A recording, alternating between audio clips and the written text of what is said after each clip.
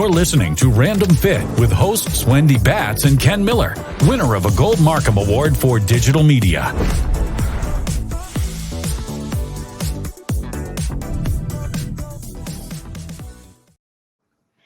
Hello, everyone. Welcome to this week's edition of Random Fit. I am Wendy Batts, one of your hosts, here with my co-host, Mr. Ken Miller. Ken, how are you today? I'm doing great, Wendy. Couldn't be better. How are you? You live in a dream. Yeah, you woke up today. Always good. That's always a good day. So on this day, the one of the things that you and I were talking about when we were talking about clients, and the topic of scoliosis came up, and I thought, you know what, we haven't talked. I mean, we talk about posture, spine, activating the muscles that help protect the spine. But what if you have that situation where that person has a situation to where it's not what we're looking for, or it's not something that we can get a client to improve, something like scoliosis, where if they're born with it, it's something that's developed over the years, either through activity or, as we'll discuss, with adolescent idiopathic scoliosis, it is one of those situations. It is a situation that their body is in, and us as fitness professionals, or even somebody who's like saying, well, you know what, I can't get into that position. What do we do about that, if anything? But there, when we look at scoliosis as a situation of, okay, it is a condition that does affect 2 to 3% of the population, which in the US can affect anywhere between 6 and 9 million people. So it's not something that we should be surprised about, but it's not an everyday thing. But we need to be aware of it when the situation comes up, especially when you are working with people and movement. So when it comes to this came up, and Wendy, as you and I spoke a couple weeks ago on this topic, how do we address it? Because I know that in conversations before, you have athletes that have signs and symptoms of, something that's identifiable as scoliosis and has been medically diagnosed as being scoliosis for them. So I'm glad we're talking about this today, because again, I have a newer client who is in a situation where she is kind of just diagnosed, and actually the progression is actually increasing as far as the curvature in her spine. So I'm ready to dive in deeper with this topic. Yeah, and I'm glad you brought it up too, because I work with I know I say this often, but a lot of my professional athletes that come in, believe it or not, there are multiple that come in and say, I have scoliosis. And so I had to do a lot of research when I first started, like, do I train them differently, or what are some considerations I need to think about? Or, if I see this in the assessment, is it because of, actually muscles that are causing that, or is it a spinal thing, and what do you look for? And so when you started talking about it, I was like, all right. And then when he started digging deeper in the research, I found it kind of interesting to realize that the primary age, if you're not born with it, the primary age where you start to notice it, they were saying, is anywhere between 10 and 15 years old. And so, it's like that kind of took me back a little bit, like, oh, that is interesting. Plus, the more that we dove into the topic, I didn't realize the 3 very distinct pillars of scoliosis. And so when we talk about scoliosis in general, we're just talking about an unnatural curvature of the spine that happens, either, like you said, at birth, and it's detected the day that they're born. You're able to see it. The doctors are going to say, oh, they have, scoliosis. And that happens, before the baby's even born. And digging deeper into that, I was like, well, how is that possible? And it depends on the growth of the baby. And sometimes one side can grow faster than the other side. And that's what ends up throwing the spine off. That can lead to that curvature before the baby's even born. And I was like, I never knew that.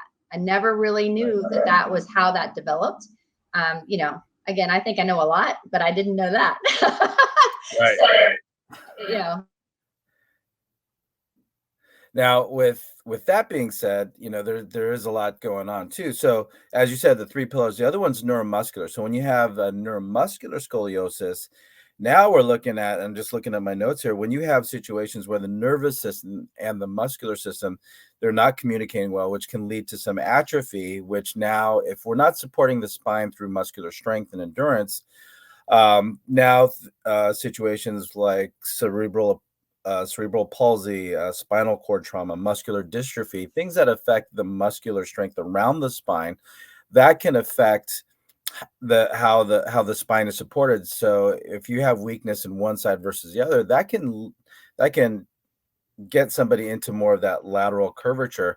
And then that idiopathic scoliosis, which is the third one, this is where, if it's not congenital and it's not neuromuscular, it's pretty much most of the time it's going to be that idiopathic scoliosis, which happens in 80 some odd percent of the cases of scoliosis. And as you said, Wendy, this will happen mostly during the ages of puberty, so between 10 and 15, or while they're going through that growth process. So they can have a quote unquote normal spine as they're growing up, but as they hit that age range or they hit puberty, this is where things can start to deviate, as it is with one of my clients. As she hit puberty, this is where, the doctor had her reach down, touch her toes, and she said, "Yep, we definitely have a lateral curvature of the spine."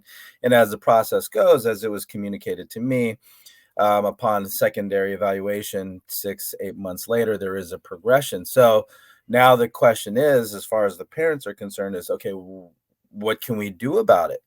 Right? So what can we do about that? Because if we're trainers, as we said at the beginning of the recording here on Random Fit and Exercise and Scoliosis, but myself and Wendy Batts can, and what we're talking about here is how what's the recourse, because nobody wants it to progress if it doesn't have to. Um, but there are some exercises, there are some things you can do if it's on the milder side of scoliosis. But again, a more advanced scoliosis situation might need some medical intervention, depending on what's happening. But the biggest thing here, Wendy, is the fact that, again, 2 to 3% of the population, we don't think of, okay, well, it's 2 to 3%, which means 90%, 97% of the time, if I'm going to work with somebody, it's going to be a regular, relatively healthy spine. But again, if you work with enough people, this is definitely something that you might come across. Again, you and I, Wendy, we're not medical professionals, right? So we are, even though if it's glaring in our face as far as, okay, this is a definite, we are not in a position to say you have scoliosis. That's for a medical professional to say, based on their diagnosis, their medical training, to tell you, okay, this is the situation. So we're not in a situation to say, hey, you've got scoliosis. We might say you might want to get that checked out, but we're not diagnosing anything when it comes to that. Well, and I think it's important too, like, if you're thinking about like what are some signs and symptoms, when you're looking at someone, especially because we evaluate people's movement patterns from the very start, you're going to see maybe someone that has uneven shoulders. One may be slightly higher than the other. You might have a shoulder blade that appears to be more prominent on one side than the other. Now, again, that can be postural as well. It doesn't mean that somebody that has those two right away means that they have scoliosis. It's just these are some of the common signs and symptoms. Obviously, with me and my manual therapy license, the first thing I look at is the ASIS bones, and Ken, I know you do as well. And we want to see how neutral are they? Is one higher? Is one rotated? What's going on there? But very often with scoliosis clients, you're going to notice that one might be slightly higher than the other. So that's also very common. You're going to think that, one hip looks higher when they're standing. One side of the rib cage may kind of slightly jut forward. And then, like you had said with your client and the feedback from the parents, it happened when the doctor had her bend forward that they saw the curve, because, obviously it's a very bony prominence that you can see when someone bends forward, the spine and just the spine and the lower back and those tissues show that very often. So, those are some signs and symptoms of what people might notice, and then that would be our cue too. If we saw a bunch of these, to say, hey, how is your spine? Have you gotten it checked? Or when you do your physical, has anyone looked at this or noted anything? Or were you born with something? Or is there something you're not telling me? But I know for myself, Ken, and me working with my clients, it is, I don't change a lot of what I do with Right. a client that has scoliosis. And these are professional athletes in comparison to another professional athlete that doesn't have it, because we always start with the assessment and then try to work on balancing the body the best that we can, knowing that there's still going to be asymmetries. Yeah, exactly. And if you're new to Random Fit and you don't really know what Wendy and I are talking about, the training model that we subscribe to, which is the OPT model through the National Academy of Sports Medicine. But when it comes to training clients, the one thing that we really want to understand about our client first before moving them or putting load or dumbbell in their hands is we want to know what their structural integrity is like, which is why we do the movement assessment. So those landmarks that Wendy talked about, so for example, the ASIS, the anterior superior iliac spine, those are just bony notches in the front of the hips that we use to see, okay, well, what position is the left side relative to the right side? And if we know that there's something that's off, again, we're referring to the kinetic chain checkpoints where we're looking at the shoulders, hips being level, um, you know, chin, sternum, belly button, all being in line, hips, knees, and toes, all that good stuff. But if we notice that there is somebody that's little, I don't say off, but shoulders aren't level, hips aren't level. Um, One shoulder might be rotated forward compared to the other. And those are red flags for us because if I'm going to have you do, let's say, a front squat, right? Or if I'm going to put load in your hands where you're holding a dumbbell, and now I want to see, okay, well, structurally, what kind of stress is your body going to go through? Well, if you're rotated or shifted, that means that some muscles are going to get more stress or they're going to experience more of that weight and more of that load than other muscles, which if we just have you go how you naturally want to move with these muscle imbalances, it's going to not only, I mean, you're going to get a workout, but it's going to lead to uneven stress on the spine specifically in this topic matter, but also the hips or the knees or the foot and ankle. This is why we do an assessment. So those landmarks that you mentioned, Wendy, those are very important for everybody to know, because if you're an exerciser, you don't have a personal trainer, watch yourself squat, watch yourself move in the mirror.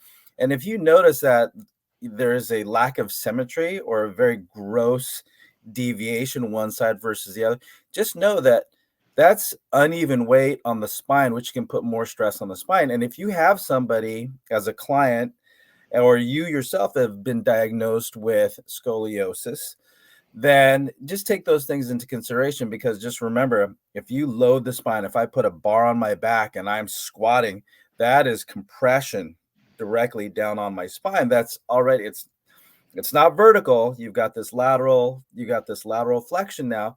So now the relationship between the vertebrae is going to be skewed, and you might be adding some more compressive forces on the spine than needed. So there are some contraindications towards some exercise. Definitely in all the research, the articles that I've read through in preparation for this podcast recording, one of the biggest things you want to look at is, okay, well, what are you doing to save the spine from added uneven stress or wear and tear? And this is where, again, if you've been diagnosed, now you want to be able to take action to save that spine for what you have. And Ken, well, today on Random Fit, myself, Wendy Batts, and Ken Miller, we're talking about exercise and scoliosis. And, we did talk about the three particular pillars. So just as a review, you've got your neuromuscular scoliosis, congenital, you're born with it. And then we're talking about the idiopathic, which unfortunately occurs usually during puberty if it's going to happen, but it can also show up later in elderly clients as they start losing some of the disc integrity between the vertebrae. And we've seen a lot of research showing that, Ken, that it's not just the young folks that are going to get it, but it can happen later in life. But it's important to think as well when you're working, as if you're not seeing a trainer, you have it, did you have to have anything done? Because very often, sometimes depending on the severity of it, they may have to have some sort of spinal fusion. My aunt actually had it really bad as a child, so they unfortunately had to put metal rods in her back. So what she's able to do on flexion and extension is a little bit more limited than somebody that doesn't have metal rods on their spine. So, there are different things you want to consider. However, if somebody comes to you, and when I said, a lot of my clients, not a lot, but the clients that do have it, that I am very aware, they're aware of it. The one thing to your point that has helped more than anything are the exercises that really focus on the core. So the small muscles, just as a recap, what is the core? The core is not just your abs. It is basically any muscle that attaches to your spinal cord. So approximately 29 muscles. And so it's everything from cervical spine, thoracic spine, which is mid back and lower back. And so those little muscles that go vertebrae to vertebrae, if you keep those very strong, even if the integrity is curved, meaning the spine, I mean, there is a natural curve obviously in your lower back and then in your neck, or that should be there. But if it's something that's especially more lateral and it's starting to make make your spine curve more, as you start to really focus on exercises such as the plank. So, plank or, pow-off presses, anything that doesn't move the spine, but you have to contract all of those muscles and you're holding for time under tension, that is going to help those smaller muscles start to re-engage. So to Ken's point, you don't start to see that curvature get worse, because if you don't do the things like somebody that doesn't have it, and you don't really focus on core because you're nervous about it, you're actually not helping that client as much as you could, because it is very important to train those little small muscles first before you do start doing this excessive rotation, flexion, extension, that actually causes that spine to move. Right. And, with all that, I mean, and I don't want to sound like, and I hope we're not sounding like this is like a doomsday situation where it's like okay, you've been diagnosed with scoliosis. Okay, this is everything you need to consider, because what's really important is that you stay active, whatever it is that you're doing. Keep doing it. If there's a certain sport or activity that you love and it's not detrimental to the health of the spine, do that. But I think, Wendy, what you and I are really trying to relay here is the fact that, there are some considerations.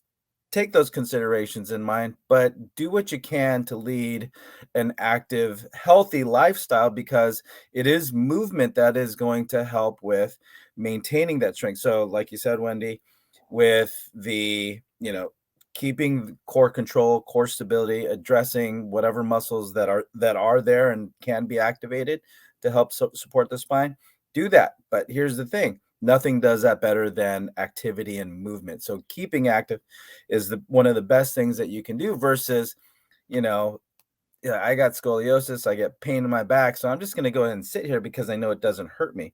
Well, over time, as these imbalances get worse, as the curve can get worse, as can be propagated by excessive sitting or prolonged sitting, then you're not doing yourself any favors. So take the considerations that we're talking about.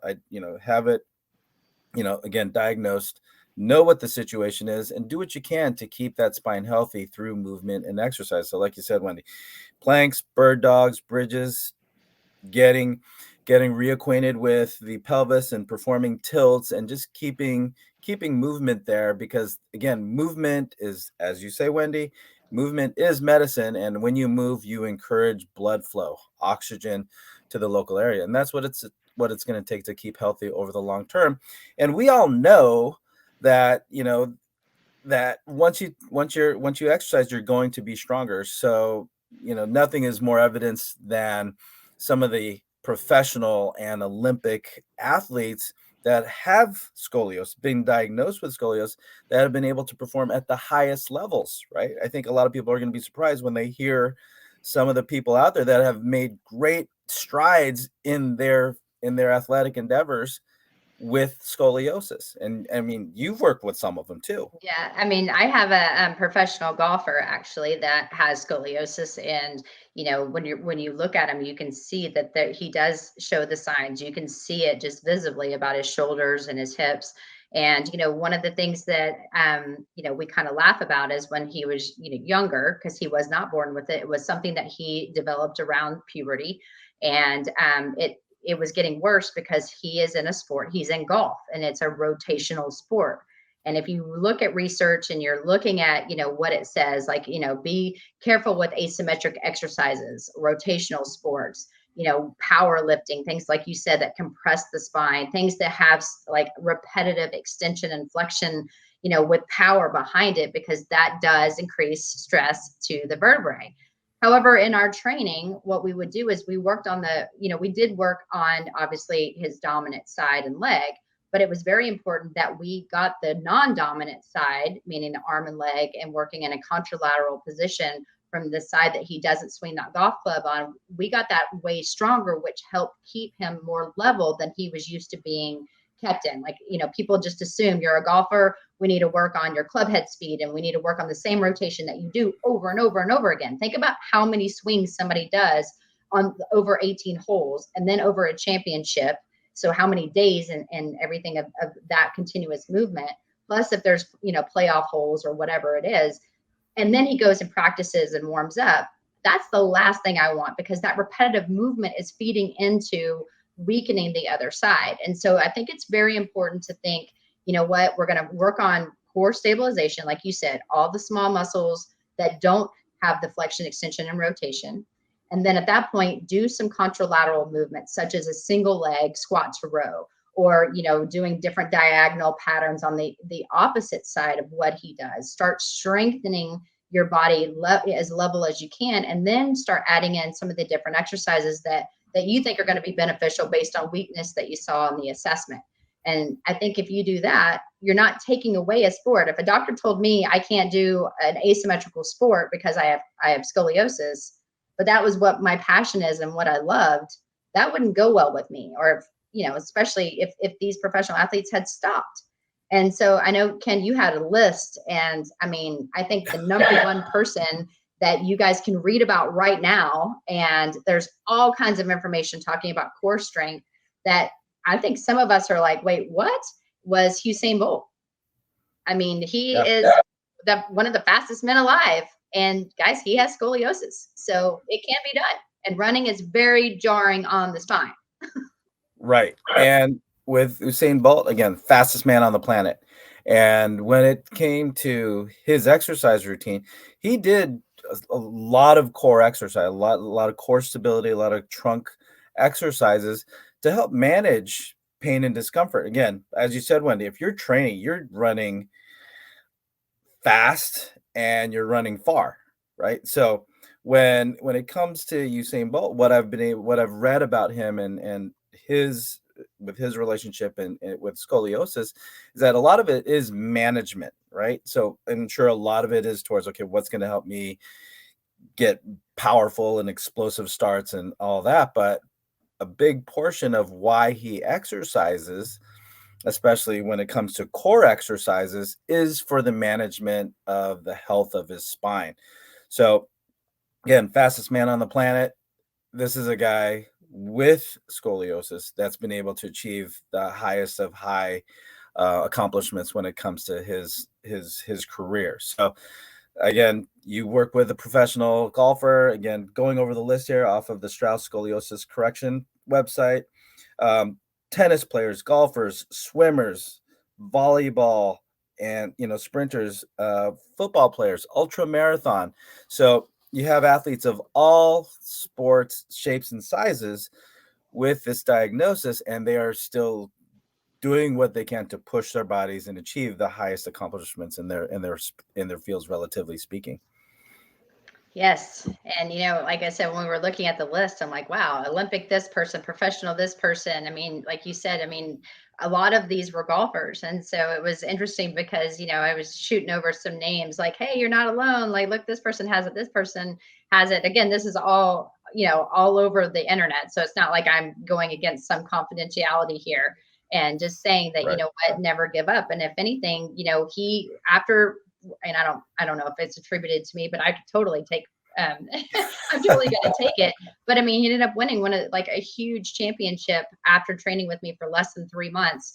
His club head speed went up. He felt way better. He was able to walk without getting tired, because again, think about those hilly courses that someone's walking in golf shoes that aren't very they're not very cushiony. And, he's got a specific sponsor. So he has to wear a certain pair of shoes, or kind of shoes, if you will, by that particular brand, that doesn't necessarily work really well with his gait. However, they're super cute, and you know what? He looks good on television, so why not? But so I think the big takeaway is, if you have scoliosis, really focus on core exercises. Really think about the, time under tension. Do 12 to 20 repetitions for 2 to 3 sets of things.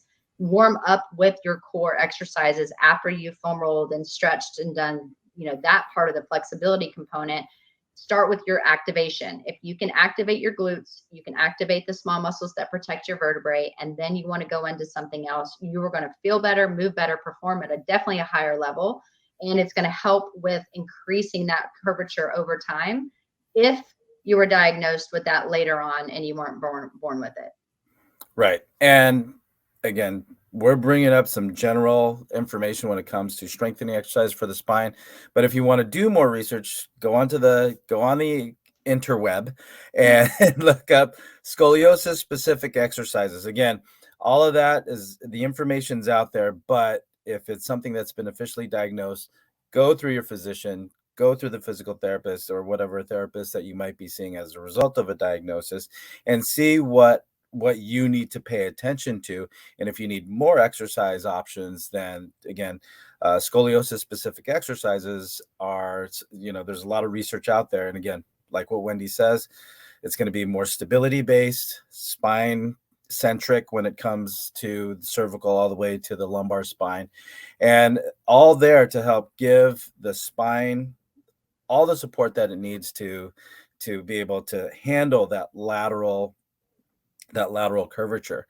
But it's an eye-opener as far as some of the considerations. But again, Wendy, you and I have said in the podcast some time ago, you're only as healthy as your spine. So if your spine is in a situation where it's not that ideal picture perfect vertical spine, you got to do what you can to keep it as healthy as possible with exercise. So Wendy, I learned a lot from you, as I always do. So thank you very much for your insight when it comes to scoliosis and exercise. Yes. And, thank you. And I'm sorry that, that this happened now to your clients, but when you're talking about it, I'm like, oh, this is nothing for me. Let me just tell you about my experiences. And so that's actually how we came up with the topic.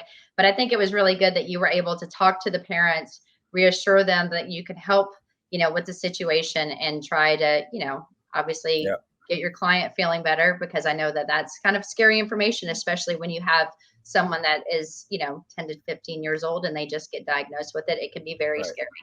Yep. Well, knowledge is power. And once you know what you can do and that you're not helpless against something that, once you learn about it, you're like, oh, okay, this is manageable. And that's definitely something everybody needs to know about anything that they're doing with their life. So Wendy, thank you so much for your time and energy, effort, and sharing your insights when it comes to this topic. But for those of you listening to us here on Random Fit with both Wendy Batts and myself, Ken Miller, thank you so much for your time and listening to us. So if you like what you listen to, like, follow, share, subscribe, and comment. Let us know if there's anything else regarding Random Fit that you'd like to hear from us. Just let us know. So until next time, take care and be well.